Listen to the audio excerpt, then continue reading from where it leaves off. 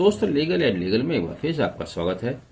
इलाहाबाद उच्च न्यायालय द्वारा अपने ही विरुद्ध दायर की गई रिट पिटीशन को खारिज कर दिया गया है। जी हाँ, यह writ petition the Meerut law chambers company limited द्वारा ऑनरेबल इलाहाबाद उच्च न्यायालय के विरुद्ध दाखिल की गई थी। रिट पिटीशन संख्या 20/598/2024, जिसका टाइटल था the Meerut law chambers company limited versus the honourable high court of judicature at Allahabad and others.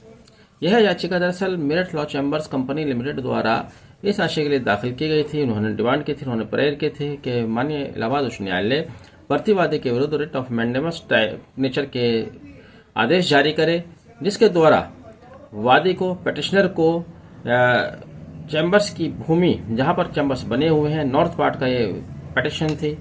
जिस पूरे भूमि पर ये कंपनी लॉ चैम्बर्स बने हुए हैं उसका केवल नॉर्थ पार्ट, वहां बने हुए चैम्बर्स का रिपेयर, मेंटेनेंस, रिकंस्ट्रक्शन का अधिकार पिटिशनर का है और रेस्पोंडेंट को उनके इस अधिकार में बाधा उत्पन्न करने का, दखल देने का कोई हक व अधिकार नहीं है। उनको रेस्ट्रिक्ट किया जाए, उनको रोका जाए।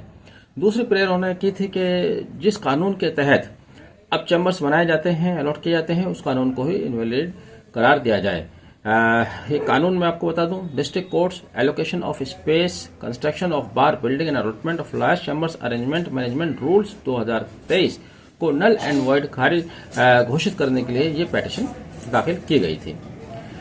पिटिशनर जिस बेस पर चल रहे थे, उनका आधार था कि साल 1906 में 5 जून 1906 को उनके पास एक एग्रीमेंट हुआ था, एक एग्रीमेंट है उनके पास, जिसके आधार पर वह उस भूमि पर बिल्डिंग बनाकर अपने अधिकार का प्रयोग कर रहे हैं, उसको एंजॉय कर रहे हैं। इलाहाबाद उच्च न्यायालय ने यह कहते हुए उनकी याचिका खारिज कर दी कि पिटिशनर जिस एग्रीमेंट का जिक्र कर रहे हैं, उस एग्रीमेंट का अस्तित्व केवल एक लाइसेंस होल्डर की शक्ल में है। उस एग्रीमेंट में कोई समय सीमा नहीं दी गई है और वह एग्रीमेंट जो 1906 का एग्रीमेंट पिटिशन बताते हैं, इलाहाबाद उच्च न्यायालय कहता है जो 1906 का एग्रीमेंट है वो उनको उस भूमि पर कोई अधिकार नहीं देता है, केवल चैम्बर बनाकर रहने तक का उनका अधिकार था और चूंकि उसमें कोई टाइम लिमिट भी नहीं है। हालांकि इलाहाबाद उच्च न्यायालय ने उनको लिबर्टी दी है कि पिटिशनर चाहें तो सिविल कोर्ट जा सकते हैं, सिविल कोर्ट के समक्ष सूट फाइल करें। दूसरा, जिस कानून को, जिस रूल्स को वो इनवैलिड करार देने की, नल एंड वॉइड करार देने की बात कह रहे हैं, वो उनके अधिकार क्षेत्र में नहीं है। उसके लिए भी उन्होंने कहा कि पिटिशनर के पास ऑप्शन है कि वो सिविल सूट में जाएं और इस तरह से the Meerut law chambers company limited की याचिका खारिज कर दी गई। हैरत की बात यह है कि इसमें जाहिर है चूंकि इलाहाबाद उच्च न्यायालय द्वारा चैम्बर्स बनाए जा रहे हैं तो उनको पार्टी बनाया जाना था, लेकिन इलाहाबाद उच्च न्यायालय के विरुद्ध इलाहाबाद उच्च न्यायालय के समक्ष याचिका दायर की गई, तो क्या उसमें निर्णय आना चाहिए था या क्या निर्णय आने की आप उम्मीद कर सकते हैं? जिस तरह का आजकल माहौल चल रहा है, जुडिशरी की जो हालत है, तो आप सोच ही सकते हैं। तो यहाँ तो निर्णय जो आया है उसमें कोई बहुत बड़ी हैरत की बात नहीं है। दूसरा, यहाँ पर ये बात भी सही है कि द कंपनी जो इसमें याचिका में गई है, लॉ चैम्बर्स कंपनी, उनके पास एक एग्रीमेंट ही तो है, मालिकाना हक नहीं है। वो एग्रीमेंट 1906 का था। हाँ, जहाँ हाईकोर्ट ये कहता है कि उसमें कोई समय सीमा नहीं दी गई है, तो समय सीमा न दिए जाने का बेनिफिट दोनों पक्षकारों को मिलना चाहिए। ज़्यादा बेनिफिट तो उसका कंपनी लॉ चैम्बर्स को भी मिलना चाहिए। अगर वो टाइम बाउंड नहीं है तो उसका बेनिफिट कंपनी लॉ चैम्बर्स को मिलना चाहिए था। हालांकि अब यह याचिका खारिज हो चुकी है।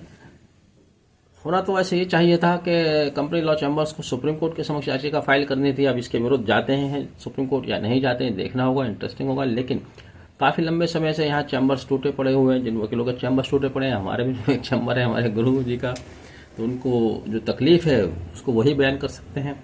होना ये चाहिए कि टाइटल जिसका भी तय हो, राइट जिसका भी तय हो जाए, लेकिन जल्द से जल्द वहाँ चैम्बर बनने चाहिए। जिनके वहाँ 100 साल से प्रैक्टिस करते हुए हो गए हैं, 50 साल 100 साल प्रैक्टिस करते हो गए हैं, आज उनके पास चैम्बर नहीं, उनके चैम्बर तोड़ दिए गए हैं। बड़े अफसोस की बात है।